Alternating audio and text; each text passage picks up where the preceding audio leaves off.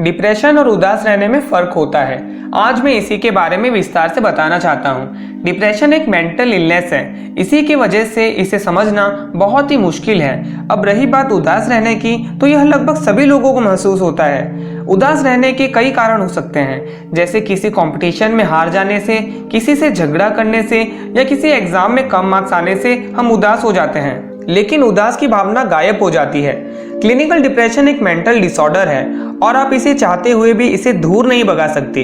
ये कम से कम 2 हफ्तों तक ठहरा हुआ रहता है। यह आपके काम करने की, खेलने की अथवा प्यार करने की क्षमता में रुकावट डालता है। डिप्रेशन के कई लक्षण हो सकते हैं, जैसे उदास रहना, जिस काम को करना आप पसंद करते थे उस काम से दिलचस्पी खो देना, भूख लगने में बदलाव आना, खुद को बुरा या दोषी मानना, ठीक से ना सोना या फिर बार बार आत्महत्या करने को सोचना।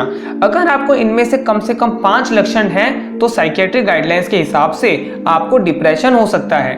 डिप्रेशन में सिर्फ व्यवहार में बदलाव नहीं आता, बल्कि इसके साथ दिमाग के अंदर भी कई बदलाव आते हैं, जैसे फ्रंटल लोब्स का छोटा हो जाना, हिपोकैम्पल वॉल्यूम का कम होना, कुछ न्यूरोट्रांसमीटर्स जैसे सेरोटोनिन, नॉरएपिनेफ्रिन और डोपामिन का कमी होना या ठीक से ट्रांसमिशन न हो पाना, स्लीप साइकिल के REM और स्लो वेव पार्ट्स में बदलाव आना, हार्मोन्स जैसे कॉर्टिसोल और थायराइड हार्मोन में एब्नॉर्मेलिटी होना। डिप्रेशन से गुजरते लोग बाहर से ठीक लग सकते हैं, इसीलिए यह पता करना मुश्किल है कि आखिर किसको अंदर से तकलीफ हो रही है। आपको ये समझना जरूरी है कि डिप्रेशन आपकी वीकनेस या पर्सनैलिटी ट्रेट नहीं है, बल्कि ये भी डायबिटीज और अस्थमा के तरह ही एक मेडिकल कंडीशन है। इसीलिए अपने आप को दोष देने और शर्मिंदा होने के बजाय आपको मेडिकल प्रोफेशनल से ट्रीटमेंट करवा देना बेहतर रहेगा।